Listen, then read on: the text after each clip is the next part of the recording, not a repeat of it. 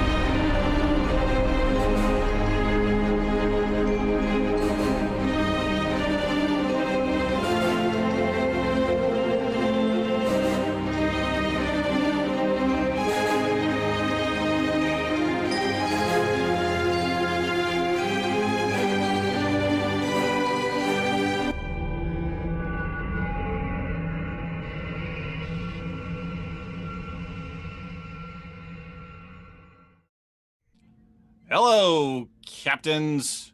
How are everyone tonight? How's everything? I hope everyone's doing well. By the sound of this voice, you now know the truth. Elio's not here tonight. He is on vacation. Where is he? He just said. Yeah, he's on vacation. That was so anticlimactic. Yeah, I was gonna say. Well, the reveal has already happened. Okay, so wait, I got a great idea then. What's that? We don't need to cover Star Trek tonight. We need to talk about The Matrix and how the second and third movie should have never been made, and how The Matrix Online is the worst game to have ever existed. Everything Matrix bashing. I like your idea. Only the problem is that we would be drunk by the time the intro segment was done, because you have to take a drink every time you mention the Matrix on the show. Yeah, so, I'm behind. Yeah, so there we go. So it's a fun idea. We're gonna table that for now. But let's come back once we've changed the rules that you have to only drink every third or fifth mention. That would be great. So welcome everyone. I hope you're enjoying yourselves. This was mostly just banter time, waiting for Kat to come back. Hello, Kat. Hi, Kat. Hello. Speaking of doing. No, it's okay. Speaking of getting the Matrix drinking game, she needed to get a refill, so we. Yeah, I would have totally run out of drink for the third reference. Yeah, right, exactly. We would only have made it through Matrix 2, maybe like the first half of Matrix 2. Not even Matrix 3. So, well, the show must go on, even when our captain is absent.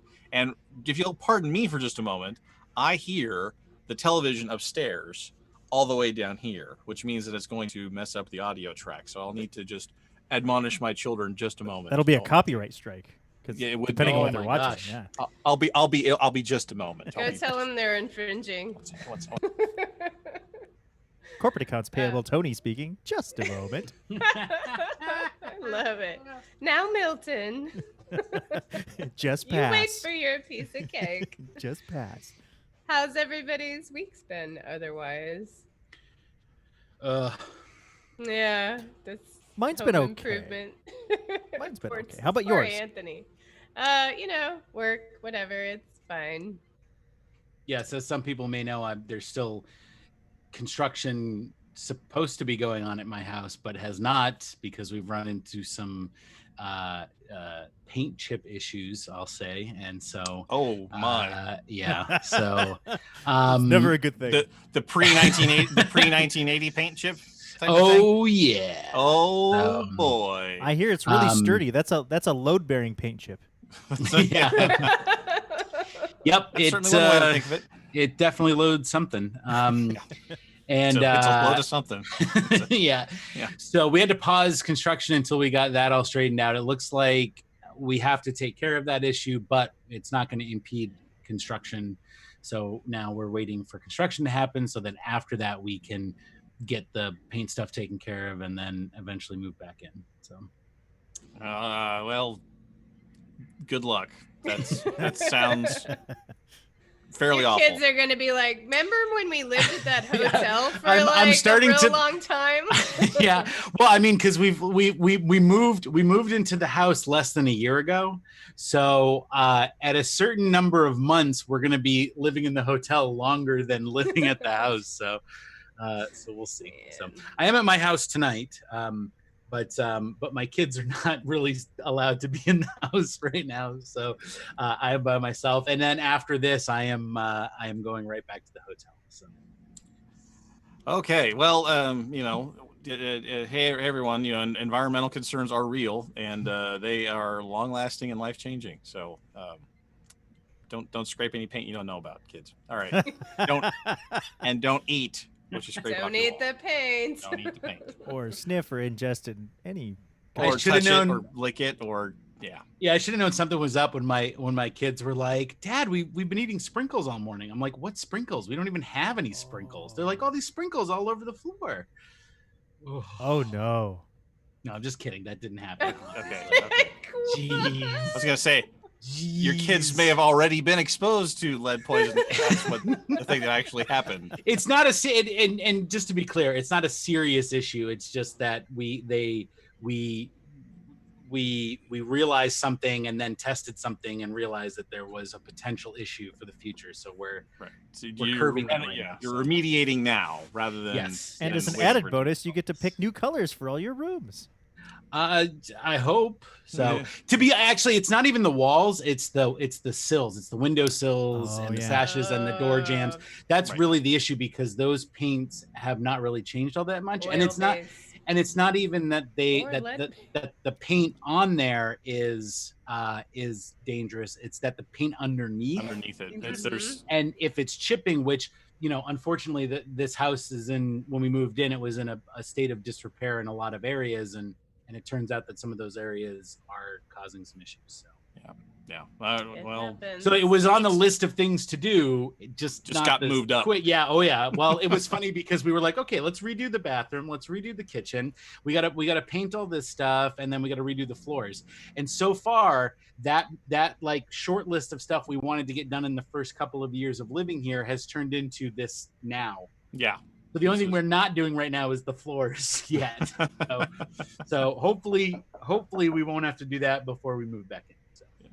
All right. Well, fingers crossed. Well, let's begin, shall we? Shall we begin? Shall we begin? If everyone has an Audacity session up, I have one up, and it's taking up my entire screen. Let's fix that. Wow. All right. Well, let's do the intro. Kat, you're going to read the cold open for us? Sure. All righty. Let's hit the big red button in 3, 2, 1. Forgot I had to do it the way that Elio does it. I triggered early because I'm used to you from guard I frequency. know. now. Yeah. It's okay. They'll fix it in post. are No, we that's okay. It's pushed okay. No, just the keep going. Just button? keep going. Oh, Just keep okay. going. This part will make it in the blooper reel. It'll be great. All right. So here we go. Kat, go. All right. This week on episode 475 of Priority are we- One. Oh wait, we didn't sync. Yeah, we're gonna. Ah, We should sync. Yeah, maybe we we should should. sync. You This is also making led it. with the sync. Well, there's been. I'm sorry. Don't say lead because it's a sensitive topic. Wait. Right. Yeah. Okay. Now I'm we're 30 drinking. seconds into the. We're 30 seconds into the intro, and we'll now do the syncing. This is Tony. Intro. Sync 1. This is Kat, always a professional. Sync 2. This is Anthony, intro sync 3. And this Happy is to be here. Skippy intro sync 4. This is the entirely professional crew. Intro in 3. We're new. 2.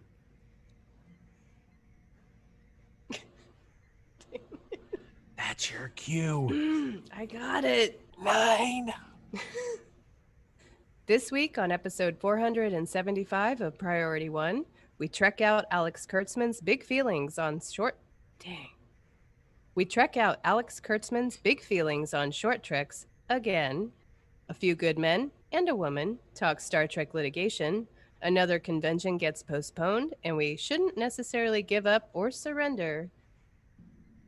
That's an awkward. It's transition. a Galaxy Quest. From reference. Galaxy Quest. Never No, give I mean, up, never I get- surrender. Yes, I get the reference. It Oh, was okay. just the way I phrased it was weird. Yeah. Okay. Yeah. We trek out Alex Kurtzman's big feelings on short treks again. A few good men and a woman talk Star Trek litigation. Another convention gets postponed, and we shouldn't necessarily give up or surrender. In gaming news, Star Trek Adventures raises a ton of money. Timelines introduces whistles and canaries, and Fleet Command brings the small screen to the smaller screen. Hello, Captains. You're listening to episode 475 of Priority One, a Roddenberry Star Trek podcast, your weekly recap and review of all the major news happening in the Star Trek multiverse. This episode was recorded live on Tuesday, August 25th, 2020, and available for download or streaming on Friday, August 28th at PriorityOnePodcast.com. I'm Tony. I'm Kat. And I'm Anthony.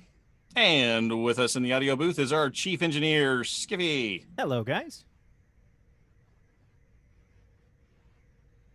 This is where we would do banter, but we're going to skip that. Go ahead, Anthony. It's your turn. Okay, banterless. Captains, each week between episodes, we love to engage in conversations with you, our listeners, on places like Facebook, Twitter, and Instagram. So, if you aren't already following us on any of those, be sure to look us up. There, we post things like community questions, special announcements, and more. Just search for Priority One Podcast on your favorite social media app, and you'll find us. Or you can email us. Reach out to us via incoming@priorityonepodcast.com. Oh, this is where I have to make stuff up. I mean, there is stuff written. There's stuff written there, Yeah. but you know, he always makes it look so easy, and it's just not. So. You gotta, Tony. This is what you gotta Way do. to ad-lib. You gotta close your eyes. You gotta close your eyes, and you gotta talk to the mic. Hello, microphone. Hello, Talk to microphone. the mic. Yes, okay, all right. Captains, engaging with you is an absolute privilege, and we look forward to doing it every single week. And we really do appreciate the support that those on account give us every month. We know that not everybody can do that in this time. It's been a rough number of months, and it's probably going to be rough for months ahead. So if you can't contribute financially, share us, share our shows, share the our social media posts. Help us out, reach more people to join our community. And if you can't help us out, we really appreciate it. It helps defray the costs of running this, the software, the equipment. We want to bring you the best sounding and best research show possible, and everything you do to help out with that is very much appreciated. Visit PriorityOnePodcast.com/Patreon and give us a high five. And Captains, we are looking for new volunteers to join the production. Specifically, we're looking for audio and video editors. For more information, visit PriorityOnePodcast.com. Hang on, let me stop you there. There's a cat spot. Yeah, but Oh, I'm sorry. You kind of already did my. I kind of already did, but just using to say, oh, and like Tony said, if I finish, Oh, okay, I can do that. yeah, just do it like that. And if, like Tony said, financial support isn't in the cards for you, don't worry. Just share our show to all your friends. Hit that like, retweet, and/or share button when you come across one of our posts. Or perhaps you'd like to join the team. And Kat, I am so sorry for stepping on your script. You know, I did the same thing at I- Guard I- Frequency on Friday. I'm really just off. He's just very excited. No, He's I just mean- very excited to have a line. A He's line! just really I thought excited. you were being like intuitive and had noticed that. No, not at all. Oh, okay. Just oblivious. There's a fine line between intuitive and oblivious, and a lot of people cross it. He gives me Totally had way me too Don't much feel bad. credit. It's pretty much where this crew exists. That's is right. that We right now. in line. We ride that line between intuitive and oblivious. That's where we are. That's my space. Can that be our new like cover? Yes, riding the That's line a new between intuitive and oblivious. Skippy's That's where you'll time to find shine. Priority One Podcast. If this were the other show, that would be our show title for the week. If we were on the other show. Captains, we are looking for new volunteers to join our production. Specifically, we're looking for audio and video editors. For more information, visit PriorityOnePodcast.com or email us, and that address is incoming at PriorityOnePodcast.com. Well, now let's check out the latest news from the Star Trek Multiverse. And we can all hit stop. And we can export it. I have a technical production question for the assembled crew here. Is anybody watching the live stream and all the messages and whatnot? Me. Okay. Yeah. I am So- in the Twitch chat. I am not in the Restream chat. Okay. I like Ken from Chicago says Skippy is like instant Tendy. Do you see Dave's comment where he says, "Good thing Priority One doesn't have 30 executive producers like many of the Star Trek shows, Yeah, that was. or else they couldn't afford us." Maybe that's what we're missing. We're missing right, 29 because and that's we what we need. There's more. good producers. Kurtzman. Et al. Well, we need about 16 more executive producers. I think that's right. More Clearly, importantly, this is the everyone case. needs 16 more executive producers. And you get a producer. Obviously. And you get a producer. Everyone gets a producer. Okay. I need about 30 more seconds. You can have like 60. Hey, even better. Wow. You can. It's like a you can buy one, have get all the one. seconds. You can have all the seconds, man. You have so many seconds. Oh, I was supposed to check a thing when I did the thing. All your seconds are belong to you. Oh, I've confirmed the thing is correct. You've confirmed Oh, thank the you. thing. Thank you very much. You're welcome. What thing? Oh, I The don't know, description. some number that does something for whatever. oh, okay. Oh, I thought you were talking about the YouTube description. No, you're talking about the bit rate variable Yeah, versus I don't constant. know. That's good. Whatever it is that I wasn't Oh, doing. did I? Hang on. I should check that because I'm hoping I fixed that. It's supposed to be 192, FYI. 44, Oh, 100, and and that too. 192. 44.1. Yeah. Those numbers. Did fix it. Okay. Thanks, Anthony, for fixing that. Yay. Yeah, I got it. All right. Everybody looking good? I'm You know, always. I Teacher always look Guide, good. Patreons should get an executive producer credit, and yeah, I agree. So it's like Isn't that the- that's like a level? That's like yeah, it's like yeah. the Patreons absolutely they're included in our executive Yeah, producer. they're level. and I forget what funding level it is, but at a certain funding level, that's a Yeah, thing. you get AP. We used to credit. have. We used to have an executive producer. Long ago, in the before time. Oh Yes. Before. Well, I mean, yeah. I mean, I was when I first joined the show, we had one. For the Empire. Wait, sorry, wrong franchise. Wrong franchise. All right, everybody ready? Dark to times. You need to get the big red button here, and I'll count all the way down. I won't do it the guard frequency. I'll do it the priority one way. Here we go. You mean the correct way? The priority one Oh, way. here we go. Here we go. Here we go. Hit the big red button in 3, 2, 1. This is Tony. Check it out. Sync 1. This is Kat. Check it out. Sync 2.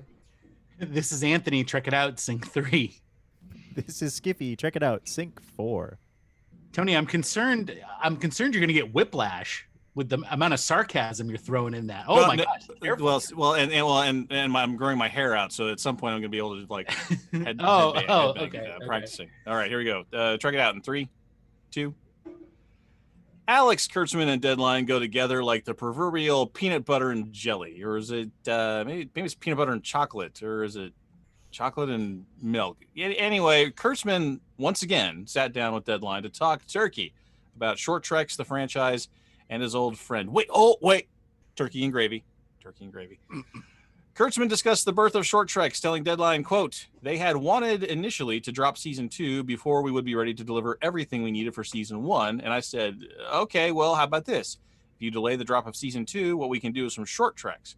We'll use our sets and try this interesting experiment, see if it works, and it'll buy us some time for Star Trek awareness to remain in the cultural conversation. They said, sure, okay, let's try it. We started out doing 5, and people really liked them. End quote. When asked about what was the most difficult aspect of short treks, Kurtzman pointed to animation, but spoke highly of his old friend Michael Giacchino.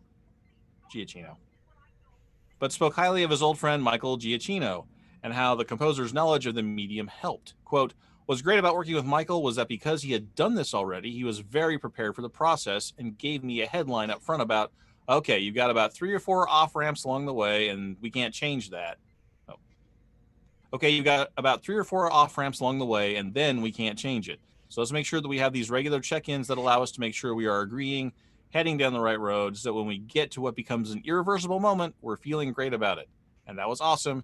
That was really helpful for me to understand." End quote. For a link to the full for your consideration review, check out the link in our show notes. It's kind of telling that Kurtzman is saying like he's happy there were like off ramps because maybe he wouldn't get it before that. Just what? Yeah. I mean, he's talking about like. Does that mean he doesn't get it overall? That's what that means to me. Yeah, well, it's like he wasn't educated about it, right? I mean, I'm sure he got education about it, and he's talking about the animation. That was only the one short trek, right? Yeah. No, there were 2. The Girl Who Made the Stars was also animated. Well, that's Right. true. So it's only 10% or 20%, right? 20% of all the short treks, right? I mean, so No, it's less than that, but yeah, because if you're counting season 1, so it's a small part. It's a small piece of it, but we were making jokes during the recording about too many executive producers. Having lots of executive producers means you're having a better show. So maybe them hiring one more executive producer that was already familiar with animation might have been a good hire. I mean, I don't know. That could have been a good thing. But at least, he's learning. He's growing. It's good. Yeah, we'll figure it out in post. They'll fix it in post. don't ever say that. I hate. Well, what I think, it just goes to show how experimental these short treks are, right? Because not only are they trying out different directors and writers and things, because if you've noticed, a lot of these directors and writers who did a short trek went on to work on a show, right? I mean, Michael Chabon, his first experience with Star Trek was the Calypso short from season 1. And here we have some animation, and even Mike McMahon did a short trek with Rainn Wilson. Yeah. Mm-hmm. Harry Mudd, the new Harry Mudd. Right. And so I think this animation was part of that process of like, okay, let's do a couple of short treks with the animation process, and then we'll see if we can put that into a half-hour show. And then a year later, what do we get? We get short treks. Perfect. Yeah, I still feel like it's Kurtzman being like, let's just see what happens when we do all this random stuff. Which I'm okay with. All right. Okay, that's certainly a point of view. Please don't tell me what I know and I don't know. I know the law. Well, maybe I don't know maybe I don't. But we have a couple of lawyer type people here, so this conversation should be interesting. In a story that broke last week, video game developer Anas Abdin, right? In a story that broke last week, video game developer Anas Abdin lost his Second Circuit court case against CBS and Netflix. Our script isn't going to deep dive into this because, frankly, the writer doesn't know as much as the... Our script isn't going to deep dive into this because, frankly, the writer of this script doesn't know as much as these two experts currently present. Present. I think we're present. Thank you. Yeah. It's adjective, verb, Sorry, I had to do. I was too busy focusing on my Tom Cruise impression from A Few Good Men. Oh, well, I mean, that does take work. That's effort. Yeah. That takes effort. Our script isn't going to deep dive into this because, frankly, the writer of this script doesn't know as much as the two experts present. In short, the first filing of the suit, which alleged Abdin's in-development point-and-click spacefaring adventure game featuring a gay couple and intergalactic tardigrades, was infringed on by Star Trek Discovery's first season storyline and characters. That was dismissed by the court of the Southern District of New York. On August 17th, Abden's second go at litigation was as successful as his first, with the judge saying in part, quote, Abden's space-traveling tardigrade is an unprotectable idea because it is a generalized expression of a scientific fact, namely the known ability of a tardigrade to survive in space. By permitting Abden to exclusively own the idea of a space-traveling tardigrade, this court would improperly withdraw that idea from the public domain and stifle creativity naturally flowing from the scientific fact that tardigrades can survive the vacuum of space, end quote. Well, okay then. Sorry. Yeah. Kat, did you follow this? Yes. To the twist and turn. When you go I ahead. did. You're read- between the two of us. You're the more IP. You're the IP lawyer. So you take it away. I read the decision, and and the dog agrees that ideas are not protectable under copyright. And what the court found was that the idea. Kat, I'm sorry. We're gonna have to. I don't know how we're gonna clean that up. Yeah, sorry. Hold on. It's all right. We make good radio while the dogs shut up. Okay. Okay. Well, anyway. Let's all go to the lobby. Let's all go to the lobby. We have only limited time, Anthony, before the dogs act up again. I know. Go. I'm like, hey, I'm on a limit. Okay, so I read the decision, and basically the court determined that ideas are not protectable, and they found there was not enough substance or comparison. The court found there was not enough comparison between the two storylines that would show infringement, or basically the idea of a tardigrade in space was not so unusual because it's based in fact, and you can't copyright facts either. So, yeah. Kat read the appellate decision, which is sort of the higher level court reviewing the decision by the district court. The district court is where people bring in their truckloads of facts, and they try to make a showing before that court that the facts are on our side or the facts are on their side or whatever. And the appellate court is like, we agree with those guys. Right. And that is usually how these things go. It's like, unless the judge underneath made a ridiculously strong error, not most of the time the appellate court is going to let the decision stand, especially when it's something that's fact intensive, like a copyright case. Like, how much is this similar? Bring us all the similarities, and we're going to lay it all out in a big chart, and we're going to see if it's similar enough. And if the guy in charge of deciding the facts, the district court judge, says, okay, then the appellate court's not going to second guess him.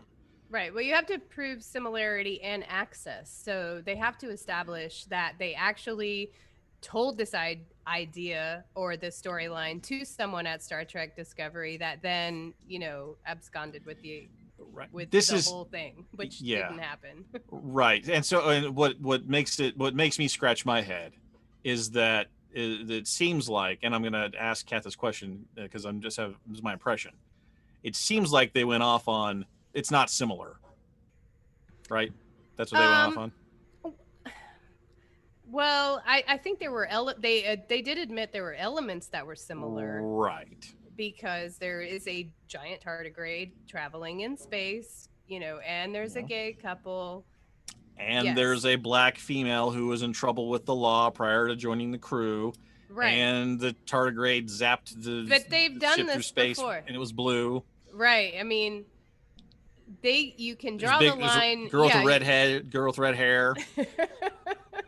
I mean, could they help Mary Wiseman had curly red hair? I don't know. Could be. There's when I first because I got into this a little bit when at the district court level. I went and got all the filings and stuff.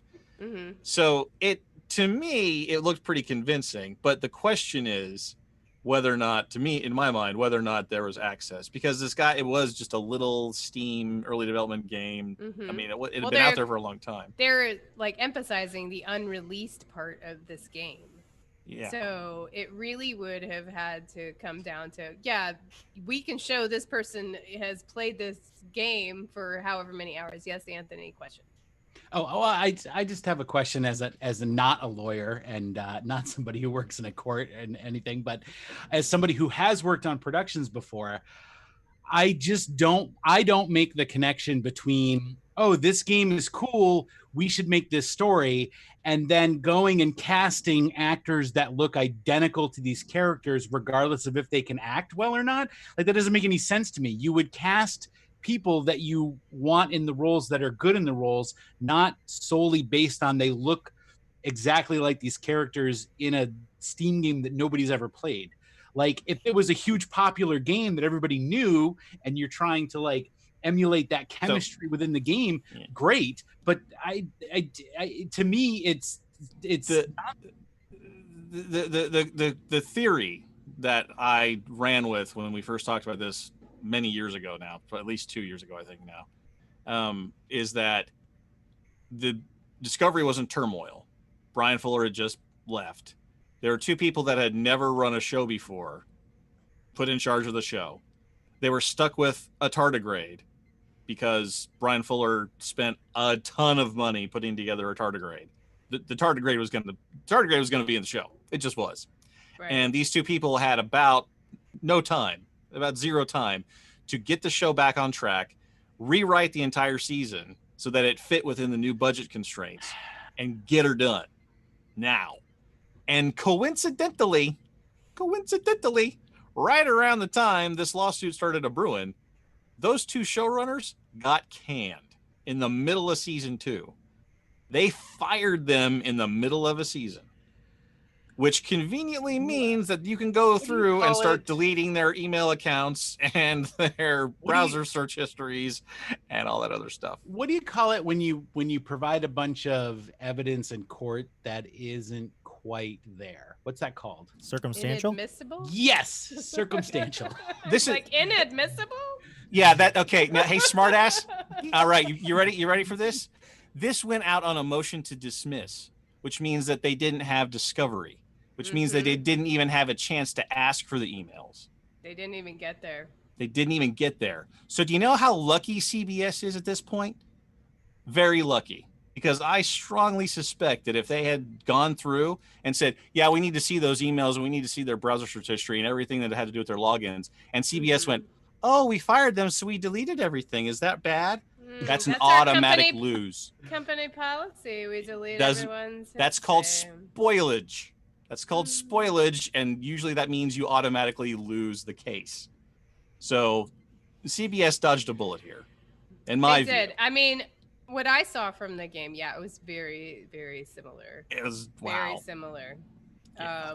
But the fact remains that, hey, you really can't copyright facts, and you can't copyright ideas. So if they're calling these ideas that tardigrades travel in space, and that's where your emphasis is going to be, then yeah, you're right. Yeah, you can't argue with that, and that's what an appellate court generally will do. It'll take the most basic idea and say, for this, if we go, this is as far as we have to go. This is the simplest reason that we can hang our hat on. We don't need to look any farther than this. We don't need to get into the weeds at all. The district court looked at this, didn't make any egregious errors of law. He gave both sides a fair shot at this. We see no reason to disturb this ruling. This is pretty typical and not an unexpected outcome. So do you guys think they got it right? No, I don't. But I feel like, they probably could have shown access had they had that opportunity. So I feel like definitely someone saw that game. Yeah, the killing it before Discovery was it was a huge victory for CBS.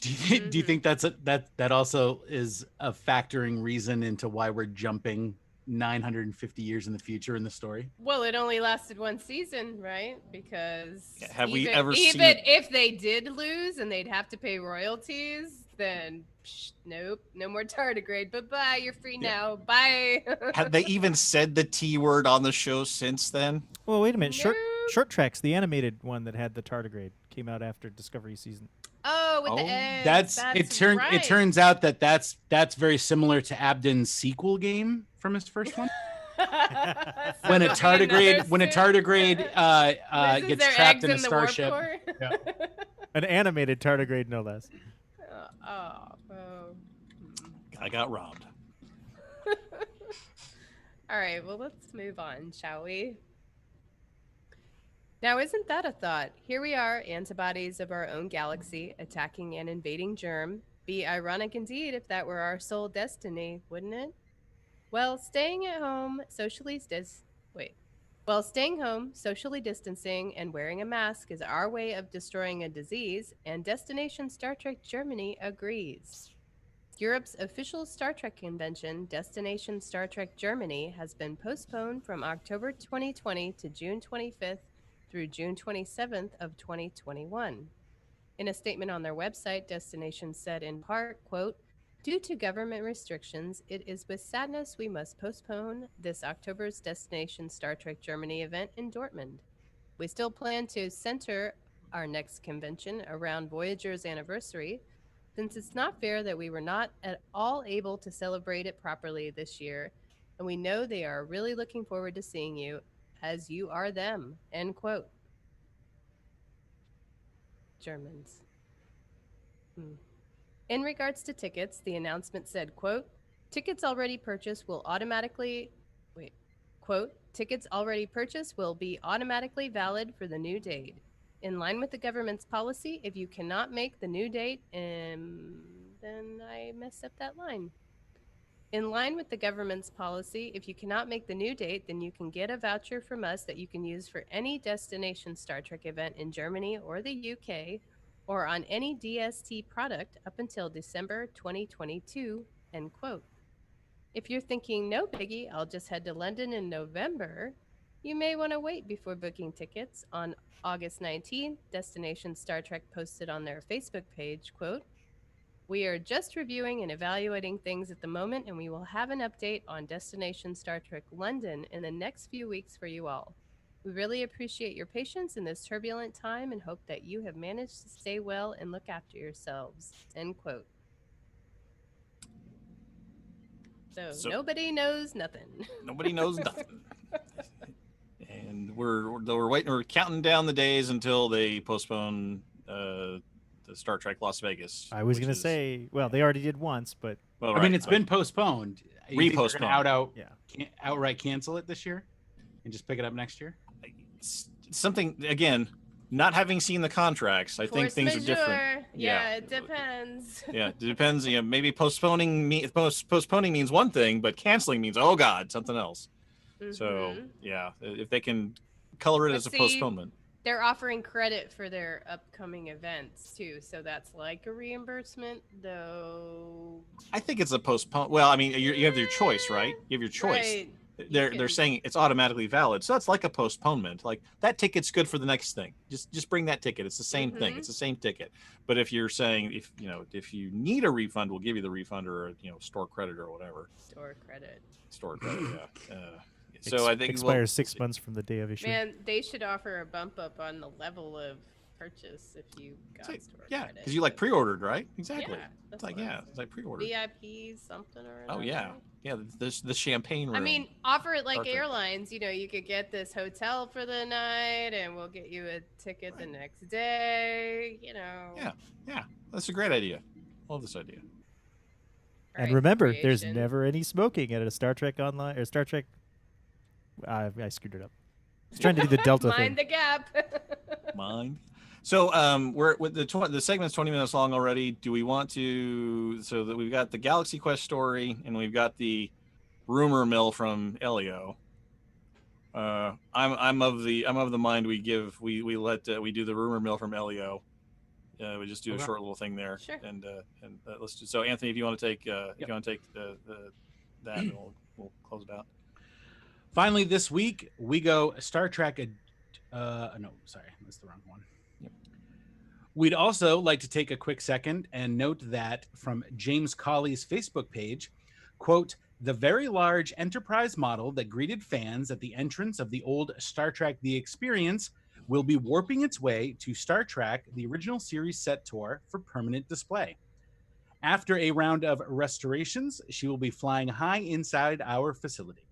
More updates as we progress. End quote. The post is only viewable by Facebook friends of Kali, but we'll be keeping a close eye on upcoming news and announcements. Thanks to our fearless leader, Elio, for the tip. Ooh, that's exciting. Did Wait you a guys ever minute. go to the experience? Did Wait a anyone minute. ever go? Let's not overlook the fact that Elio is working while he's on vacation. Yeah, the man never sleeps. We all know Does that this. surprise you? Right. I'm like, why is anyone surprised by that? Yeah. And also he's telling us what to do even though he's not here. So I mean, this. Well, that's this should on surprise brand for sure, Yeah, yeah. that's totally on brand. Yeah. But I want to, and yeah, to answer Kat's questions. Yes, I've been there, and I know Anthony's been there, and Kat, you've been there. Yes. I have not been there. You've not been there? I did not go to the Star Trek The The Experience. experience, No, the one in No, Vegas. no, I'm sorry. Yeah, I I- didn't go to that. That's what I was Yeah. talking about. Oh, Did okay. anyone get to do that? I No, missed no. it I by did. I 3 did not. months. Oh Man. no! I had no idea it had closed, and I was so excited to go there, and it was my first time in Vegas. I'm like, oh, I gotta go. What do you mean it closed 3 months ago? Oh. Oh, well. sad Skiffy. I was very disappointed. I went to Vegas with my friend who is not a Trekkie, and I made her go with me, and she tells his horror story to this day. How I made her go, and she had to go to the Borg thing, and she's all freaked out by the Borg, and she may have a permanent neck injury. So, You know, it can be traumatic if you're not a sci-fi fan. I mean, I you know, guess but we among- went to Quarks afterwards and had warp core breaches, so I don't even know how she remembers any of that. Yeah, It was if that traumatic. Yeah. Apparently, If you remembered after that much alcohol, it must have been really bad. No, yeah. I misspoke. I mean, I've been to the original series tour. Yes, Yeah. Yes, definitely. I've been there too, and but the experience in Vegas was was pretty cool. Well, it was a production. I mean, there were people milling around in costumes and being in character and all that other kind of stuff too. The set tour is a lot lower key, so a little Still more. awesome, though. But when they get the next generation set up and running to walk around on, that place is going to explode. I would not be surprised if in another 5 to 10 years that has as many activities, if not more, as the Star Trek The Experience did in Las Vegas. And how awesome is it that this is on the East Coast and not the West Coast where everything else is located? Oh, man, Ticonderoga's out in kind of in the middle of nowhere, though. it's That's fine, though. It's beautiful, great. though. It's great. It's so You nice. just stay at a B&B or the one of 3 hotels. Listen to this in West Coast right hater. there. Unbelievable. It's nice And there. Small town America. I'm down with small town America. I used to work out in Western Kansas a lot, so I'm okay with it. It's just that getting a lot of people through there will be challenging. So I don't know if it's gonna be that big. It's certainly a great place to go. And if you're a Star Trek fan, I'd say it's almost like a pilgrimage. You ought to give it a shot. It really It's is. literally like going to Mecca for It's- Trekkies. It really is. It's kind of special. And I just want to know where they're going to hang that ship because I don't know where they're going to put that thing. I mean, the entryway, they're going to hang it from... I guess in the store. Yeah, I guess I'll have to hang it from Yeah. the ceiling in the gift shop. I don't know. They've done a lot of work. I don't know when the last time you were there was, but they've done a lot of work in there, and it's nice. Yeah, it was 2 years ago. Yeah, we were there. We were there just Almost a year less than a year ago. Yeah, Yeah. and I think there's enough space for them to hang it from the ceiling right in that In the gift shop. That gift shop, yeah. The entry, yeah. Because that's turned into there's a whole display of stuff there now. I mean, Oh it's- yeah, I was there for that. I saw Yeah, that. it's They huge. have a lot of great memorabilia there in the cabinets on the show floor. yeah, and they that will be a wonderful addition to that space. Yes, Ken from Chicago. That's what we're talking about. Currently it's TOS, but they are expanding to include the TNG bridge at this place in the middle of nowhere, New York, Ticonderoga. Famous site of a battlefield in the Revolutionary War. Yes, Fort Ticonderoga is there. Yes. Which also involved the HMS Enterprise. That's Benedict right. Arnold. Yep. That's right. Oh, look at you. Look at all that. Look at all the overlap. Look at all that history there. Can they hang the HMS Enterprise from the ceiling? I guess if they had a model of it. Except when you look at an old wooden sailing ship from the bottom, you see just the bottom of a boat. Barnacles. It's not very interesting. Saying really. Barnacles, the piece of wood that goes down the middle, a rudder. You can see a rudder. If you're into That place where rudders. Crusher hit her head when Data pushed her overboard.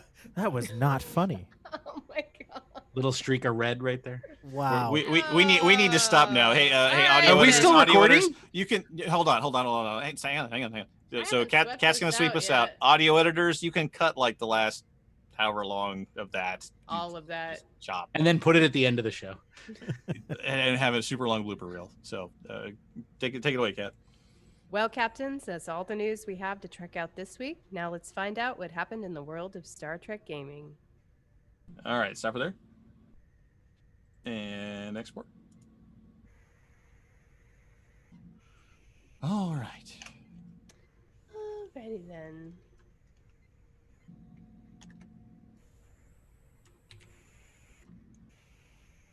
So how many times have you guys been to Ticonderoga? I've only been the once. once. I've Once. been 3 times. Wow. I went once with my family for Father's Day like 2 or 3 years ago. I went to actually the first time I met Elio was he and I went up for Trek Conderoga, not last year but the year before, and interviewed Gates McFadden. And then it was when I went with Kat, with you and Elio and Z and Allie. Allie and Jace. Rand Yeah. and Jace. Yeah, and Jace was there. Which time was the time you guys met Carl Urban? I thought that was at a con. That was Oh, Trek that was the Conderoga. con. So that was the first weekend that I met Elio in person after I had been doing the show. I had been on the show for 4 or 5 months at that point, and maybe less, maybe 3 months. And he and I went up to interview Gates McFadden because we went up on Saturday only. We interviewed Gates because she was the guest on Saturday, and then Carl Urban was the guest on Sunday.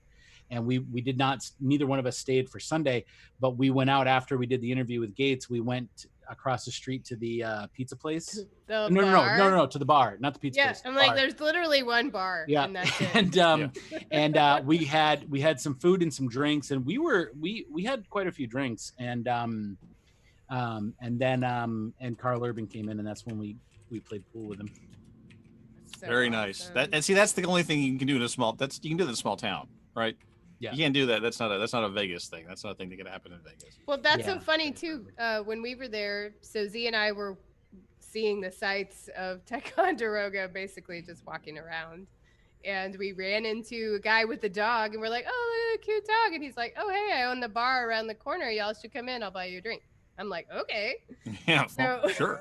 I'm like, twist my arm, and it turned out to be that same bar, and we're like, Yeah. "Oh yeah, we know the owner. He told us to come in. They totally gave us a drink. It was And amazing. there's a picture of Elio, Kat, and I in the same place where Elio and I took a picture with Carl Urban, leaning against the pool table. Yeah, So. not as cool because Carl Urban wasn't there, but Yeah. Well, you know. Sorry, Kat. Aw. In this week's episode, Carl Urban's been replaced with Urban Carl. Wait, teacher guy, there's a Trek Fest in Riverside, Iowa. Is that Kirk's? Yeah, that's birthplace? Kirk's, Or yeah. Janeway's. No, that's Kirk. No, Janeway's Illinois. Oh, She's I in thought she was Indiana. Indiana, that's right? Vienna. All right. One of those I Kirk- states. I'm like, wait, I'm from Iowa. It's okay. There's You three work of in them right outer in a row. space. No, I work in Illinois, outer space. Indiana. I'm from Iowa. That's my favorite line in all of Star Trek is, no, I'm from Iowa. I only work in outer outer space. I That's only my work in favorite outer line. That's possibly my favorite line in all of science fiction, to be honest. That's awesome. It was a good bit. That was a good It's bit. so good. Yeah. Thank you, Nicholas Myers. I'm Okay. sorry, mine is still by Grapthar's hammer. What a savings! All right, All right. everybody ready? Uh-huh. By the Is way, hang on, before we do that, has anybody ever seen Fanboys, the movie Fanboys? Yes, Ernest So- Klein. In that movie, they make a stop in Riverside, Iowa to fight Trekkies. Oh, that's right. Yeah. That's so awesome. Yeah, I like Ernest Cline stuff, and he lives here in Austin, by the way, with Oh, his DeLorean that he drives around. Nice. Well, this talk about celebrity spottings. You see if you can go find a bar and play some pool with them and get a picture. Does the DeLorean have a hover conversion kit? No, Or a but it Mr. has an Fusion. Ecto-1 license plate. Nice. That is Nice. sacrilege. Does it have, does it have the that's Knight perfect. Rider? Does it have the Knight Rider that's light? No, that's from perfect. Ready No, Player One. I know, Isn't it's the from license plate from Ready no, Player it- One. Oh, It- okay. Well, It's so they were Ghostbusters. showing at the No, I no. get But in that. Ready Player One, he drives the DeLorean with the Knight Rider light on the front, and isn't the license plate Ecto-1? Yeah, yes. Okay, I didn't know Uh, that, but yeah, So I knew Ecto-1 was from Ghostbusters. It's just you're not Yeah, supposed to put that yeah. on it the was DeLorean. a melding. Anyway, so Yeah. we go to a fanboys showing at the Alamo Draft House here in Austin, and Ernest Cline shows up in his DeLorean with the Ecto-1 license plate, but does not have a Knight Rider thing in the front. Just a regular DeLorean. Might have been at the shop. Yeah, I mean, anyway. Don't tell me. But Tuesday. Tuesday. I get starstruck. I can't talk to people, but my boyfriend at the time went and talked to him and said he was really nice and super friendly. So there's that. No, it's not Ecto-1 in Ready Player One. It's it's Parzival. Okay. All right. So back to the whole thing we were going to Okay. do. We're doing Oh, a yeah. show? Record a show. Oh, right. Recording a show. So everybody hit the big red button in 3, 2, 1. This is Tony. Gaming news. Sync 1. This is Cat Gaming News Sync 2. This is Anthony. Star Trek Gaming News Sync 3. This is Skiffy, Star Trek Gaming News, Sync 4. All right. Gaming news in 3, 2. Well, this week in gaming news, we have a teaser, a preview, an announcement. I don't know what to call this. We received word via the Facebook page of something that has us scratching our heads and raising our eyebrows just a touch. We were notified from a listener and a Star Trek Online gamer that they had been admonished, reported, rejected for naming their in-game starship USS Black Lives Matter. They sent us a screenshot of the in-game email that said, "Thanks for playing. You're not going to have that ship anymore. Feel free to rename your ship and keep playing." So we're following up on that with the person who sent that, and we're going to try to get the whole story from his perspective. We of course may, once we get that story, we may want to follow up and get the perspective from the individuals that rejected that name. See if Cryptic has anything they want to say about that. We don't know yet. We're still following up on this and getting the facts. So, but that's a thing that happened, and we're following up on that. So, stay tuned to this channel, and we'll see what happens. Yeah, and if anything similar happened to you, please let us know. Yeah, happy to follow up on that. Mm-hmm. This isn't marked here. Anthony, why don't you take the first one, and then Okay. Kat. Okay. The Star Trek Adventures RPG book bundle came to a close. Oh, Humble Bundle. The Star Trek Adventures RPG book Humble Bundle came to a close on August 19th. And with 17,423 bundles sold, they raised $274,434.09 for the NAACP Legal Defense Fund. Priority One Podcast congratulates Modivius Entertainment on their successful campaign and its contribution to social progress for all. We're always glad to see Star Trek license holders help build the better future for our favorite. We're always glad to see Star Trek license holders help build the better future our favorite franchise promises. Yeah, that's really cool. I got the bundle, even though I had a bunch of that stuff, and it was for a good cause, and there was really no reason not to get it. Even just reading it, even if you don't play the game, just reading those books are a really good Star Trek entertainment. A lot of fun lore in there. Yeah, I got it too. It was awesome. It's really cool to look through. All right, you ready? The Capitoline Wolf mega event for Star Trek Timelines continues this Thursday, August 26th, with the Whistles and Canaries. With the event? Is it an event? I don't know. All right. The Capitoline Wolf mega event for Star Trek Timelines continues this Thursday, August 26th, with Whistles and Canaries. In this Galaxy event, the Maquis, Section 31, and Dominion factions will vie for the new 5-star Captain Erica Hernandez ranked reward crew member, with the 5-star Jamel, new 4-star Ransom Shran, and returning 4-star Aladar Jarak as event crew. Of course, the enigmatic 5-star humanoid figure returns as event crew as well, no doubt with their own nefarious agenda in mind. The Capitoline Wolf extends next week with the Restoration Hybrid Galaxy / Skirmish event.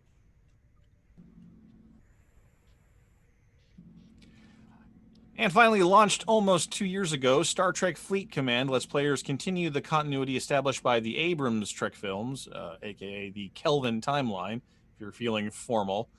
Since then, 21 updates have built out a detailed world for an otherwise narrowly defined narrative. But in the near future, players might look through the lens flare and ask, new content? Who dis? Discovery, that is. Wah, wah. On August 24th, game developer Scopely announced outcomes from a recent discussion with Viacom CBS about Fleet Command's success as a game. The important news was that, quote, Star Trek Fleet Command will soon welcome all of Star Trek's past, present, and future. This includes the film and TV series from the Star Trek original series, Next Generation, DS9, Voyager, Enterprise, Discovery, Picard, Lower Decks, Strange New Worlds, and more to come, end quote. Fleet Command intends to release content arcs focused on one TV series at a time through a narrative path through the end of this year. Though a narrative path through the end of this year has yet to be determined. Interactions between story arc elements will depend on the choices that players make when assembling their crews. Interesting. So, yeah. Never play that. Well, what's interesting to me is that they already have this game. It's called Star Trek Timelines. No, very different games. Very different games. I understand. Narratively, though, they're going to do all the crossover stuff. Well, I mean, you were advocating for the Avengers movie, right? So here you go, Anthony. This is that. You get two of them now. I'll be honest with you. Having played Fleet Command, I couldn't quite get into it. I like the game. It functions well. I feel like the game is too big for the screen for the device that it's on, and it takes a lot to really dive into. You got to play it for a while to really get some benefits. And what bothers me even the most is that certain events you have to be at a certain level in order to participate in those events, and it takes a long time to get to that level. I'll be honest with you though, this does excite me, and I'm probably going to go back to playing it because Prime Timeline Trek gets me into games, and I'll definitely check it out when it comes out. Well, the formula is cheeks in seats equals money, and so the more people that they can get to download and try it, the better chance they have that somebody will buy the cool down pack or the extra ships pack or the special character pack or whatever. So this has got to be a big win for those guys getting access to the entire IP. The other thing too is I think this shows that CBS Viacom or Viacom CBS, whatever they call themselves, has some faith in the game that it's going to be around for a while if they're willing to let them use the rest of this catalog. So often, I mean, we just talked about Star Trek Trexels 2 shutting down last week. And what was it? Wrath of Gems was another Star Trek game that went by the wayside. This one seems to be like it's going to be around for a little while, and Timelines as well. So that's a good thing. More Star Trek. You can flip that narrative around by them saying, unless you give us access to the rest of the IP, we have to shut. This is not viable anymore. We have to shut down. We're at the end of our. Every game needs the new content, right? I mean, how many times has Al said to us, we spend 6 months making something, you guys play through it in 6 days, and so I would submit that it could have gone the other way. They went to CBS and said, been a great run. We're just not interested in doing this anymore unless we can get the rest of the back catalog, because we're, this is not cutting it anymore. We've topped out, and we're starting to lose people. And unless we can bring them in, I feel like that was part of the package, right? When the merger happened, so then they were like, okay, so let's get this straight. We can use all that, right? yeah. I mean that could be part of it too. It's like, well, now that we Yeah. no longer have a Paramount side and a CBS side, we like, can don't- do this. Yeah, I think that's what happened. I feel like maybe it was an all-encompassing. I don't know. I would love to read those. Yeah, like we love the contracts when we can't. We just love, just email it. Can I Just just read send it over. what it was? I just want to see it. We just want to read it over. Just a copy. You just send me. You can Just- redact like numbers and what. Yeah, we don't need to know the numbers. I just want to see what's the But language. let's be honest, we want to know the numbers. I mean, okay, yeah, but I mean, yeah, but we know why we're not going to get them. I mean, yeah. I mean, whatever it Yeah, takes. whatever's good. I want to see what the deal is. God, so good. I want to see Put a piece of tape over the numbers. We promise we won't hold it up to the light. it. or just do what every new lawyer does: draw a black box around it and hit send. Highlight over it. Oh, look at theirs. Yeah. I wonder if this is an indication too that they're done with the Kelvin timeline, that we may never get any more content from that, and they really want to push the prime timeline in all of their, advertising and marketing, channels. Unless and until they announce a movie, and whether or not that movie's in the Kelvin timeline or not, we'll have to see. All right, we good? Do they have to pay royalties back to JJ? And Oh, the JJ's robot? still hip deep in this. Oh, you bet. You better believe JJ's still hip deep in this. So I suspect no. So be my answer. There you go. Yeah. Oh, does JJ get a piece of this? Oh, then we're not doing that then. That's no. Bye-bye now. Bye-bye. Anthony, why don't you sweep us out? That's all we have to cover this week in Star Trek gaming. Now let's look on screen for the third episode of Lower Decks. All right, stop it there. Export that.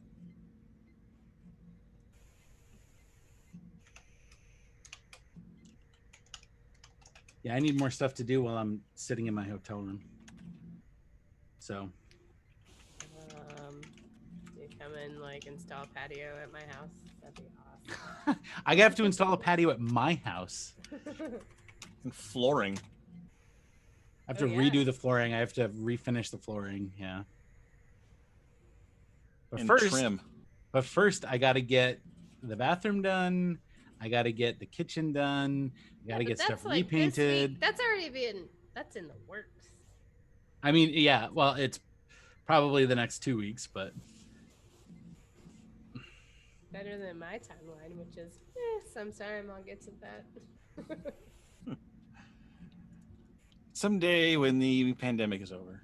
Yeah, We'll all come off of- I mean, I'm pretty just sure so we're busy. I never have time to yard work, whatever. I'm so busy.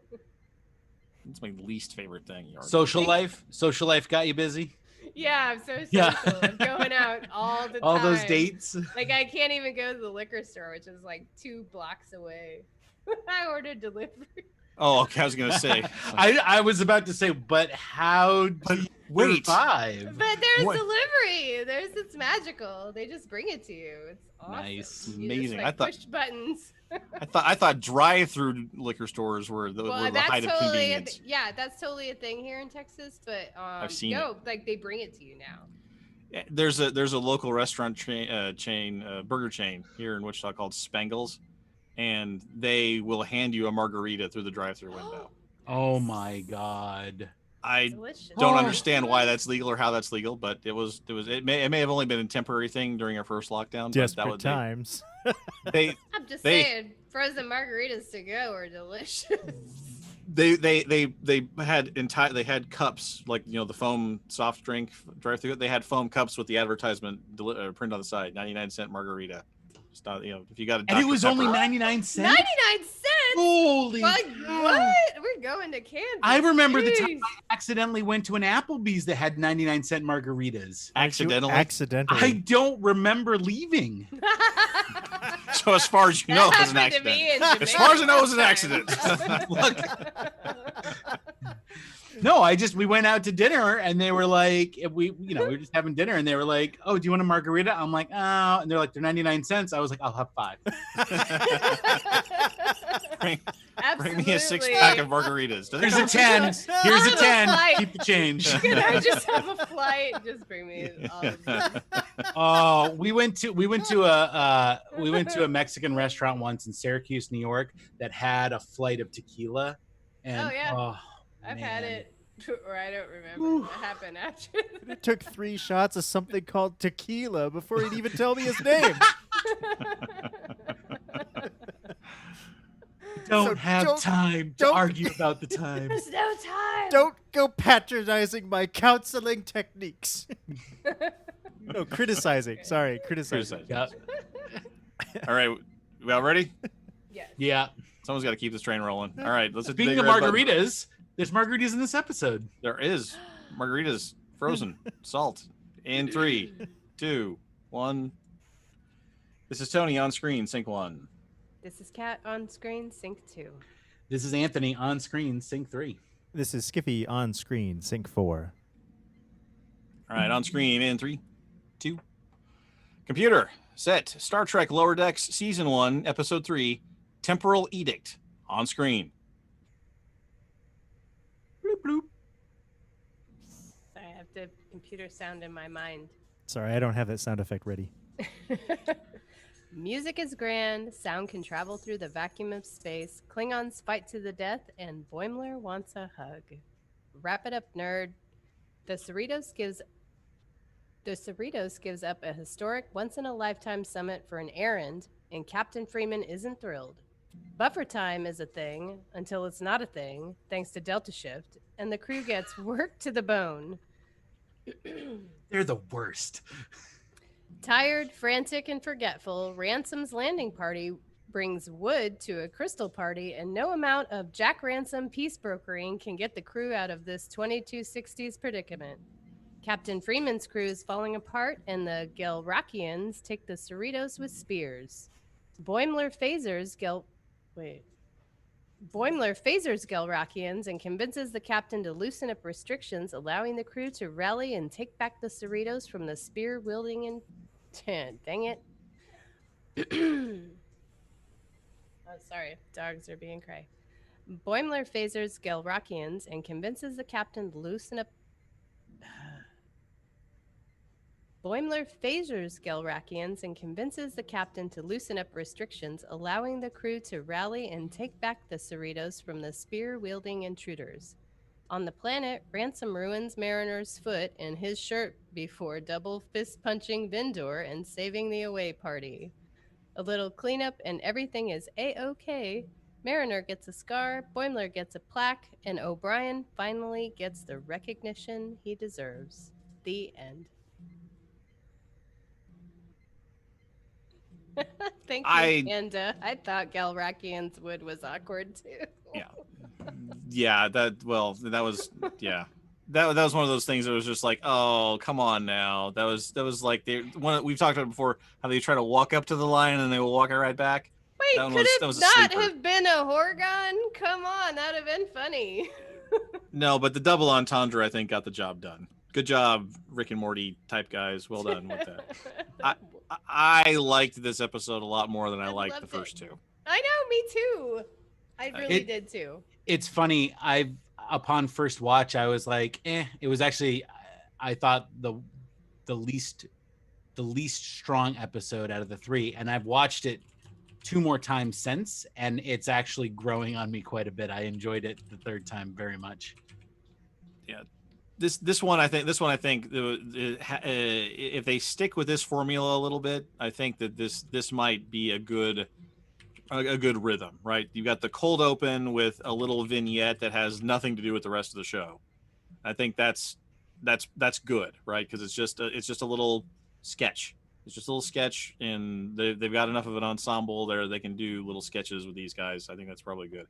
And then the rest of the show has an A plot and a B plot that kind of overlap, but it has one character, one of the lower decks people, driving the A plot, and then everybody else is working on the B plot. And they paired off one of the lower decks people with one of the commander people. So I think if they keep that going, I think if they make that kind of the routine, kind of the rhythm, I think that's a winner. I think that they can make something with that. See, I really liked in the pilot episode where what would have been an A plot on a normal Star Trek episode ended up being the C plot. Right. And then the A plot, the C plot on a normal Star Trek episode became the A plot. That's the premise for like, that's the premise for that Twitter account, Star Trek Season 8. Right. That was the whole premise of the thing. So I hope there's a little bit more of that, but I agree with you mostly that I think this format worked really well. And my only real criticism of this episode is I just want more character, and I want to know more about the relationship between Mariner and her mother. I don't want to know a thing. I've done that. I think how that's does it gonna be the best part of escape everyone that they are related? I mean, I just don't see that being a feasible. Like, how is that a thing? Yeah, but in chat, Ken from Chicago is saying, like, part of the reason this episode worked was because Boimler and Mariner weren't together. And I kind of agree. Like, you got to see them separately. Yeah. Like, Boimler in his element, ruling and purging whatever he's doing. And then Mariner doing her, I'm going to buck up against, procedure and authority. But, I'm still going to get stabbed in the foot. And that guy's going to win the day with Bendor. Having the young kids, the lower decks people, pair off with the senior officer and learning their lessons or whatever it is they need to do, each teaching the other something and everyone learning something from, blah blah. That right there will give each of the lower decks characters a chance to shine. It'll give the command deck people the opportunity to show they're not complete idiots, right? They're not a bunch of morons out there flying around a spaceship on their own. So but what about the captain trying to run the whole bridge by herself? That was my one moment of really. Right, but that's like an illustration of somebody taking the idea too far, right? Like it's the Jellicoe thing, right? And Mariner called that in the pilot episode, how the bridge crew only care about, glory and prestige. And so the captain fits that bill. I think she's talking specifically about her mother in that her mother always wants to be the one at the diplomatic, talks and wants to be the one, delivering the high class. She wants the jobs the Enterprise do, basically. And she doesn't get those jobs. And so I think she overreaches trying to get those jobs. And that's why Mariner has an issue with that, is that I think Mariner was once like that, and now she's gone the other way.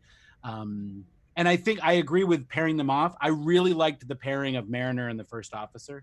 And I hope we get some more of that too later on. Right. I hope it's not like a love interest, though. I feel like that cheapens the whole thing. Yeah. Well, I'm gonna disagree with you on that one. Hold on. No, hang on. This is how it has to be. Every good TV show has that tension, and as long as the tension's there, it's awesome. But as soon as anybody does anything about it, the show falls apart. Yeah. Okay. How do you explain The Office? Huh? How do you explain The Office? Who did Michael fall in love with? Jan? Jim and Pam. Those are the secondary characters. Those are the secondary characters. I mean, come on, moonlighting when that happened. That was just the moonlighting's the class. That is the classic example. When it was Bruce Willis and Sybil Shepherd. When they were you even moonlighting, bro? You even moonlighting, bro? You even moonlighting? Seriously. So, but when they're at each other's throats and sparring with each other, magic. But as soon as they did something about it, the show fell apart. Well, the thing with Mariner and that first officer guy, isn't that the guy voiced by Jerry O'Connell? Yes. I can't remember his name, but he's they're the exact same. Like, really, with the sleeves? I mean, that was awesome. And that's the sort of thing that I think gives this episode more to it, because it's like that, the captain. Well, here's the thing. This was the first episode that Mariner. And I hate to even be like, it's only because she was interested in him, but like, it's the only time she's shown vulnerability. Like other times she's like, I know everything, I do all this. And then this guy comes up and he's like, oh, wait, well, I know this. She was sort of compelled to be vulnerable by a sword through her foot. Well, there's some compelled vulnerability there. Yeah, but it's the first time we get to see her, in that position, because otherwise she's just full on like in your face. I really like that she's not. So. And honestly, that moment was the turning point for me for the episode, where I kind of went, oh, oh, well then, because the camera's focusing on them like squaring off, and then you see Marin's face go and everyone's like, what?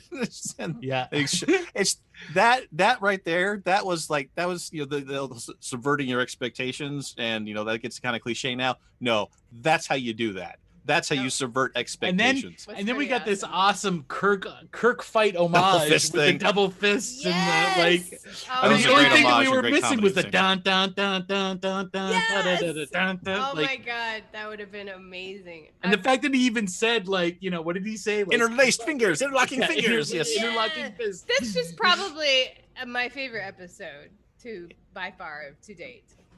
I know it's only the third, but it was my favorite so far.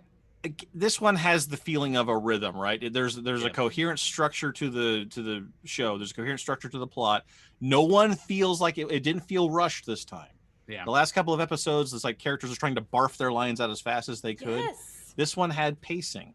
This one, you went from point A, like cold open, point A, point B, point C, and everything sort of flowed in line. Characters had their individual little moments. You had the pairing off of one lower decks person with another senior officer. You had Boimler and the captain. There's another pair off, and then the other two went and did their thing. So next time we need to see Tendi hang out with the Dr. Cat, and we need to see Rutherford hanging out with the security chief. Who was it? Somebody said all they could see with the Dr. Cat. I can't remember the doctor's actual name, but now I hear is Paul Lasky. Paul Lasky. And now it's all Kudos. I can. That's like Bravo. all I can hear. Kudos. Bravo. It's literally true. Yeah, I'm like, Liter- that's all literally? I see. Yeah, It's it's literally Paul liter- Lasky to me it's- now. This is getting out of hand. It really is. We should stop now. Anyway, so that was episode 3, Temporal Edict. We'll be back again with the next episode next week. Hopefully they keep going like this. I hope so. Fingers crossed. Fingers crossed. Well, that wraps up this week's on-screen. Interlocked. Sorry. Oh wait, actually, hey Skiffy, why don't you sweep us out, Skiffy? I don't want a line. Okay. There you go. This is my only line in the entire segment. You're going to make me upload this file, aren't you? Yes. That wraps up this week's on-screen for Star Trek Lower Decks. Now let's open hailing frequencies and see what's incoming. All right, stop her there. Is it weird that hailing frequencies sounds weird every time you say it? No. Because it does. It's awkward. It's awkward. Blame the script writers in the 60s. Hailing frequencies. Hailing frequencies. Open on screen.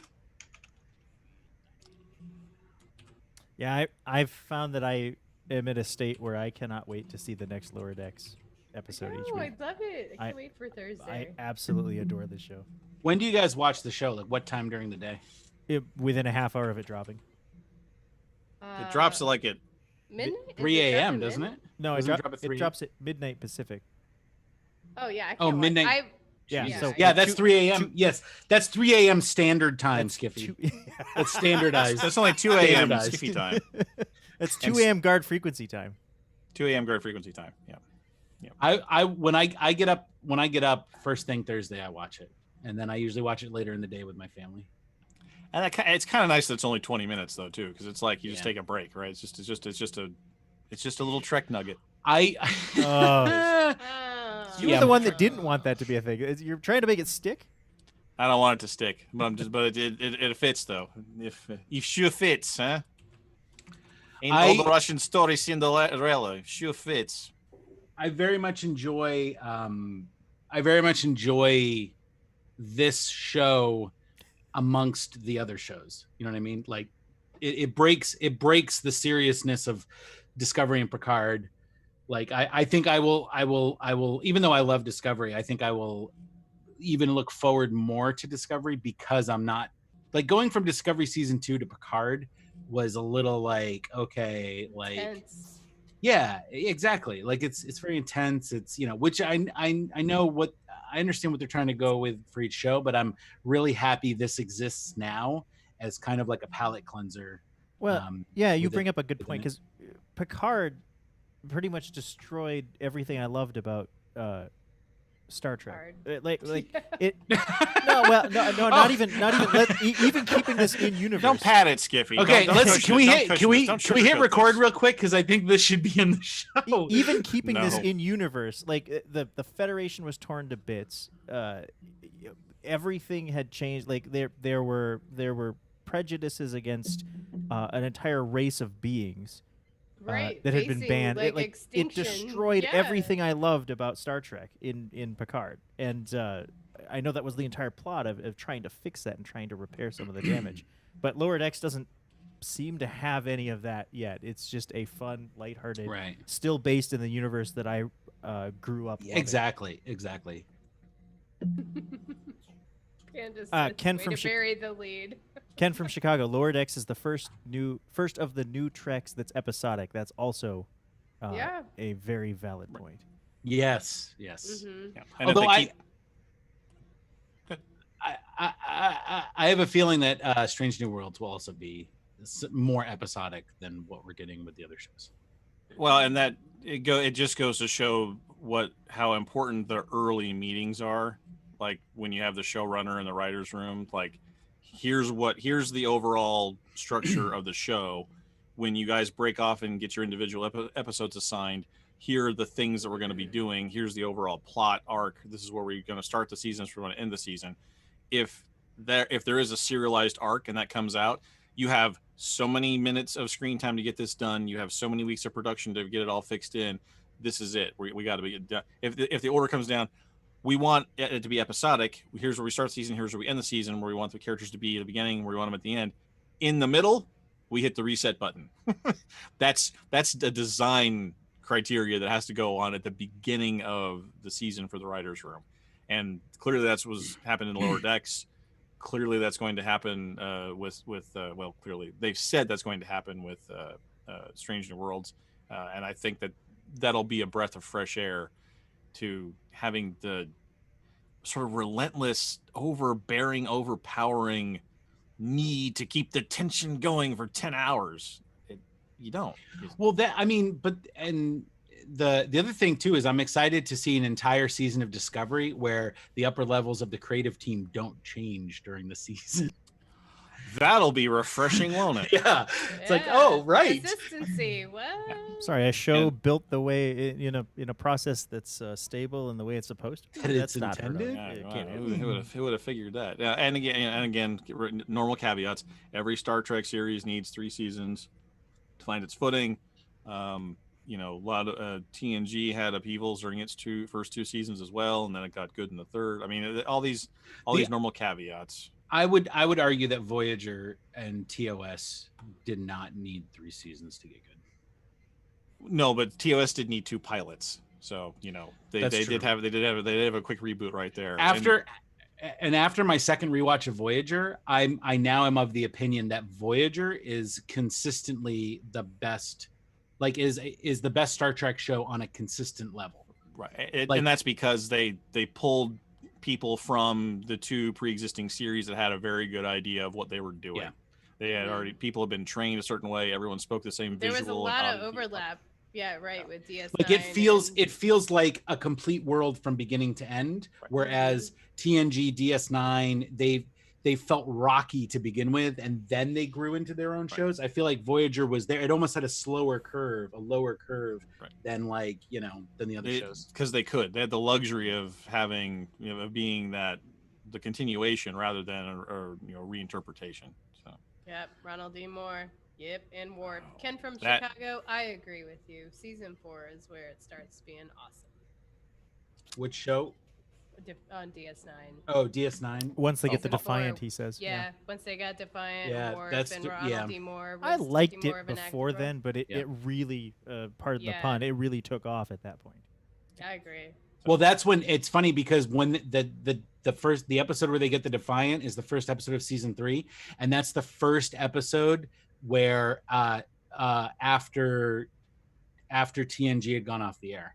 So season two and season 7 of TNG were together, and that ended in the spring of 1994, and then in the fall was season 3, episode 1, The Search, where Cisco shows up with the Defiant.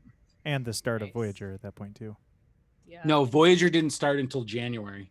There was another few months. Few month gap. I didn't realize. In fact, that to me is like the pivot point of Star Trek, because TNG ended in spring, DS9 season 3 started with the Defiant in the fall. Generations was released in December, and then 3 weeks later, Voyager premiered on UPN. Wow. UPN. Wow. Where are they now? There's a throwback. They're the CW now. I know they've merged with All right, we all ready to go? CBS Warner Brothers. Yes.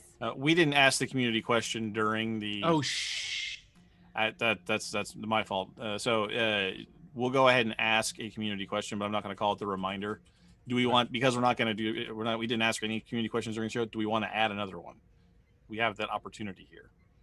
Do we? Well, there was a suggestion to add one about the lawsuit thing. I don't really know what we would ask. I want to go play that game now, by the way. Do you have access to the contracts? Can you send them our way? Right into us at. Please. Does anybody have any old hard drives from that got wiped? Send us old computers and hard drives from the CBS writers' room. We'll have them forensically analyzed. If there was something else that we talked about during, I can't think of a good. check it out that community question. should we ask a lower deck? We can ask a lower decks question. Sure. Okay, I'll write one. You want to write a lower decks question? Yep. Okay. Should we make good radio while you write a lower decks question? Well, we still have to do feedback. We haven't recorded. Yeah, feedback feedback yet. and closing are separate segments on the show. Okay. I'm not Well, sure I mean, yet. I'm just so should we think about that now? I'm just. Okay, I mean, I copy could- and paste the last question. We can start. No, we can start doing feedback, and I'll write it before, like.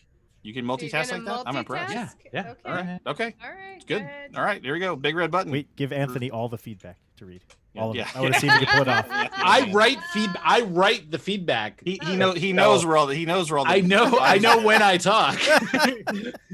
All right, here we go. Hit the big red button in 3, 2, 1. This is feedback. Tony, sync 1. This is Cat Feedback Sync 2. This is Anthony feedback sync 3. This is Anthony multitasking. This is Skiffy feedback sync 4. You All right, forgot feedback your in. own name, Anthony. What did I say? You just had a pause. Never mind. Oh, am I Tony? Am I Anthony? I mean, Right, he's got a little there's bit an of identity problem on this show. Yeah. Nobody knows their own name. That's right. All right, here we go. Feedback in 3, 2. Well, captains, hailing frequencies are now open, and we're ready to receive your incoming messages. Last week, our first community question was, how are you listening to Priority One during the pandemic? From Twitter, Bertholf writes, Spotify on the way to from work or while pottering about Risa. From Facebook, Jason Smith responded, the same way I always do, Pinky, on an SD card loaded into my car's audio for commute time enjoyment. Japan is not on lockdown. It prevents me from getting odd looks when someone says something. Okay. Oh, it prevents me from getting odd looks when someone says something I disagree with on the show or gets some minor fact wrong, and I go into full-on Trekkie rant mode. I just Who gets things wrong? I just want to so, say- Jason Smith. I don't think so. I just want to say that as a former listener turned host, I used to have the exact same reaction when I listened to the show, and that is the number one reason why I wanted to be on the show. And now that I'm on the show, I realize that every week I'm on the show, I say something incorrect. So it's a byproduct of talking Star Trek. On the spot is-ness. Yes, that is true. That is how we get most of our volunteers. They Sorry, wind up Jason arguing with us. Smith, for all the inaccuracies. We didn't mean it. No, we are not sorry, because this is how we get our new volunteers, because they come at us swinging. It's the And we say, rage. that's really smart. You should edit our show, and you can cut out all the parts that we get wrong. Yeah, We need people okay. like you in the audio booth to Way fix us turn in it post. around. Tony. Way to turn it around. No, And remember, I'm not kidding. we're looking for new volunteers to join the production. Do Specifically, you we're do looking you for see audio how and that video works? editors. So Do if you you're see how that works? if you have rage built up inside of you If you towards us, come join us. if you are a boiling molten pot of magma, whenever we There's talk, no other way to fix this No. until you join us. that's right. We need you to cut those parts out of the show and delete them so they don't make it to air. Because many hands make light work. many hands make less work. That's right. Last week, our second community question was, what is your favorite and least favorite short treks from season 2? From Twitter, Bertolf says, still can't see Short Trek Season 2 in UK. Star Trek CBS, please fix this already.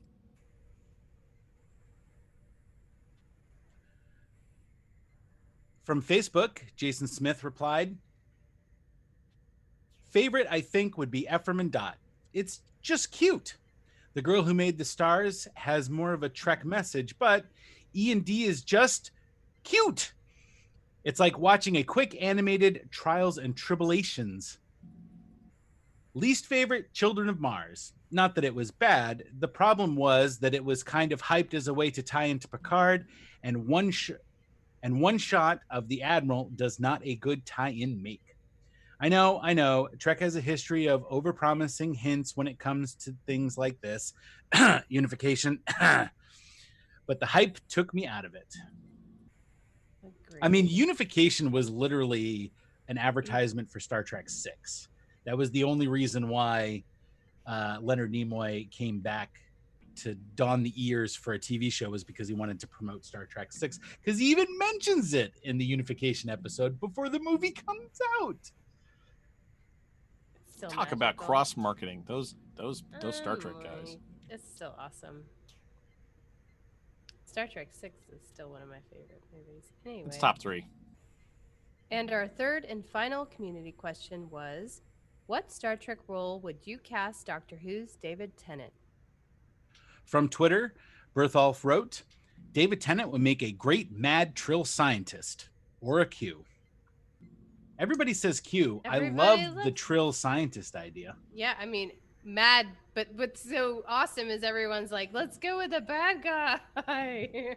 He was a great bad guy in Jessica He's a Jones. great, I know, he's such a good bad guy. I love David Tennant. I mean, good guy or bad guy. He could be a good Q. Maybe he's the Q kid grown up. What? Oh, I like that idea.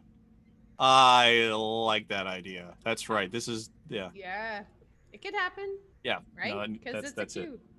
Q. Don't you Aunt Kathy me. I love those episodes. Those were great. From our live chat, Ken from Chicago also agrees that his favorite was Ephraim and Dot. It has a nice montage to Star Trek history, and his least favorite was also Children of Mars. Too many conveniences and compromises for sake of plot. My least favorite was that one with stupid. I mean, Children of Mars should have what's just his been in name? the show. I mean, I think there were little clips of it, but should have just been part of the show. There's no reason for that to be its own. Aside from what they were saying in their Trek It Out segment, well, we've got all these sets and we've got all these actors just hanging around. Yeah, Kurtzman, let's save some money. Let's reuse that stuff. Let's just do some other stuff with that same stuff. I All mean, right, I was gonna say we've got a lot of raw footage in the can tonight, and it's getting late. So let's go ahead and stop it there, because after this, we've got to do some after hours. well, you guys have to do after hours. I'm not. Well, yeah, you probably not to. Yeah, I probably, have you to need go back to the hotel. I mean, I don't know why I did air quotes. I'm going to a hotel. I'm like, hey now. Around here are closed, so obviously I'm not going there. He's going to the drive-through liquor store. Dude, 99-cent margaritas. Yeah. Oh my god, yeah, I'm driving to Kansas. I never Tony- ordered one. I never ordered one. So I'm kind of wondering what the alcohol content of that really was. Like if Does it matter? It's 99 cents. Doesn't matter. you might have needed the whole 6-pack. Let me empty out my 120-gallon fish tank, and I'll be right there. Fill her up. Didn't you just drive through? Me? No, Yeah. some other guy with a fish tank in his back seat. I don't know what you're talking about. No. That guy was wearing a red hat. I'm wearing a blue hat. That's right. Obviously. I was gonna say the whole thing about reusing the sets and stuff like that. That's also a very classic Trek thing to reuse. Oh, yeah. Stuff, so Like how many Oh, times did they sad. redress the bridge of the Enterprise A, right? Or the Enterprise, it was the Reliant, it was the Grissom, it was the Enterprise. Yeah, and then they're like, here's this hallway. Sometimes we shoot this way, and sometimes we Right. come backwards, and that way it's a whole different hallway. the other thing too is they used to share stuff between shows.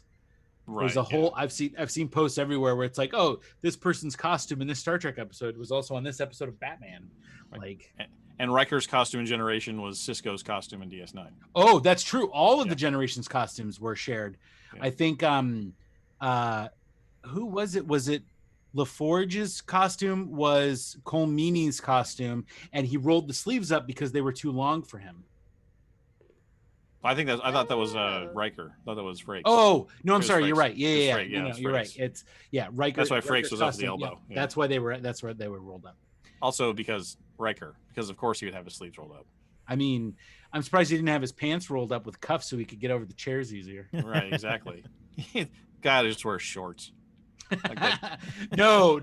like that Reno 911 style. There's That's a what I'm risk. talking about. There's God. That's what I'm talking about. Riker Reno 911. Riker Reno Riker 911 darn with- well with- if he's with going the to go to joystick. shorts.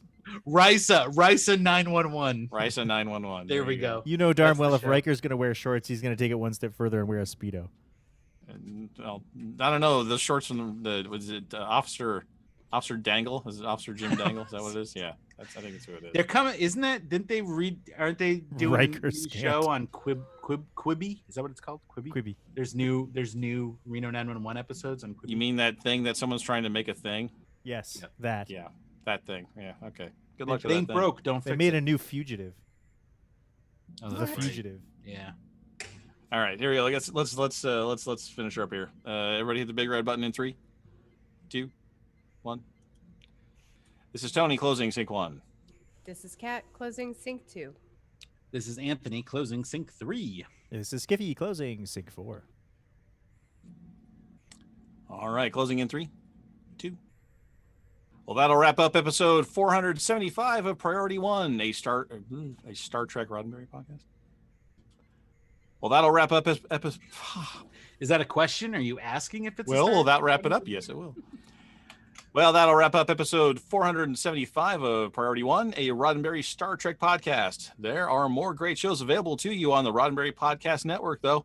Just visit podcast.roddenberry.com for a complete list. Then be sure to subscribe to them all and share them with your friends. But we can't forget to send a special thanks to some of our Patreon supporters like David K. Rutley and Peter Archibald. And we'd like to welcome our newest Patreon supporter, Gerald Bosch. We can't thank Gerald enough, or any of our patrons for that matter, for giving during this challenging time. Welcome to the family, Gerald. And here's our community questions for this week. If you're not already playing Fleet Command, will this update entice you to start playing? And now that Lower Decks has 3 episodes out, are you enjoying the show? Why or why not? Did we even read those? Those sound new to me. They are brand new. That's why I didn't say here's a reminder. One of them was in the segment that we skipped over. And we skipped over it. Yeah. And the new one was the one that I wrote while I was doing feedback. 'cause Multitasking. That's how Look at talented I you. am. I could work on the Cerritos under Captain Freeman because I could 60 multitask. seconds. Purge, 60 seconds of purge, peace. purge, Purge. I love purge. A puh and an urge. A puh and an urge. Oh boy. I love it. Captains, it's important to us that you get your voice heard and that you participate in the conversation. Leave us a comment on our website at PriorityOnePodcast.com, on our Facebook page at Facebook.com/PriorityOnePodcast, or find us on Twitter and Instagram at PriorityOnePod. Sorry. I was telling Teacher Guy, thanks for supporting us on Patreon. Yes. Oh, Thank that's you. awesome. And if you're still craving more, be sure to spend time with Winters, Anthony, me, plus the rest of the Priority One Armada. Saturday nights, the Armada broadcasts live to review the latest news from Star Trek Online and the Armada community, including spotlighting some of our amazing members like Teacher Guy. With regular giveaways, there's something for all Star Trek Online players, whether you're new or a veteran. So just follow us on all our social media accounts for broadcast times. And if you'd like to join the Armada, visit PriorityOneArmada.com. This episode of Priority One Podcast is brought to you by our patrons through Patreon.com. During these difficult times, we are humbled by the continued support. During these difficult times, we are humbled by the continued support of our patrons who find value in the content we produce each and every week. And don't forget to tune into Priority One Productions Guard Frequency podcast at guardfrequency.com. Each episode, the Guard will take you inside the universe of your favorite space sims, including a tabletop adventure played out by your hosts. And Heroes Rise brings you up to date with the world of Dungeons and Dragons. Learn all about the latest publications, tools, tips, tricks, and traps in less time than it takes to skin a wyvern. Head over to heroesrisepodcast.com to discover their secrets. Special thanks to our audio editors, including Gray, Brandon, William, Rand, Daniel, Roscoe, and Skiffy. Thanks to our producer, Jake Morgan, and our associate producers, Shane Hoover and Thomas of the Priority One Armada. Together, they help us organize and write up our summary of the weekly headlines from the Star Trek Multiverse. Thanks to our social media manager and guest this week. Actually, guest host, I shouldn't say just guest. So you worked while you were here. I mean, you wrote questions and multitasked and the whole thing. I mean, can we call it work? Really? It's a labor of love. So yeah, it's definitely work. Thanks to our social media manager and guest host this week, Anthony Cox. Thanks to our graphic artist, Henry Pomper, with support from Jason Smith of the Priority One Armada. Thanks to the composer of our theme music, Chris Watts. And most importantly, a big thanks to you, the Star Trek community, our listeners, because without your ongoing support, none of this would be possible. All right, stop her there. Cat, you can hit stop. Cat, oh hit God, stop. we lost Cat. Oh God, Cat, no, Cat's got away. Her segment's recording out of control. Somebody grab the wheel and stop it. Oh, the humanity. Audio note, Cat's segment's going to be a little longer than everybody else's.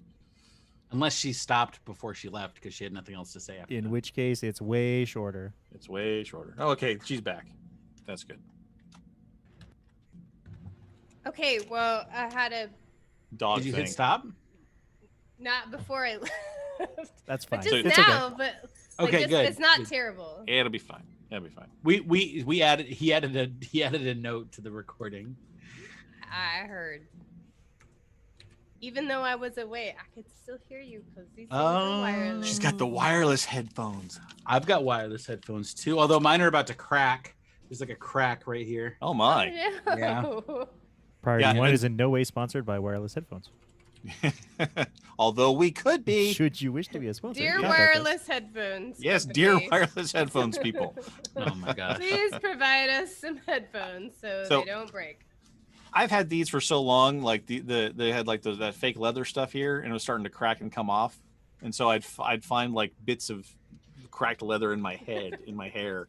So I ordered some. You can get new ones. This was not a thing that I knew, but you can just get replacements. So, My office chair is fairly old, and I had the same problem. My kids would pick at the chair, oh, pull the stuff Yeah. up. Pull the So flakes I off. bought.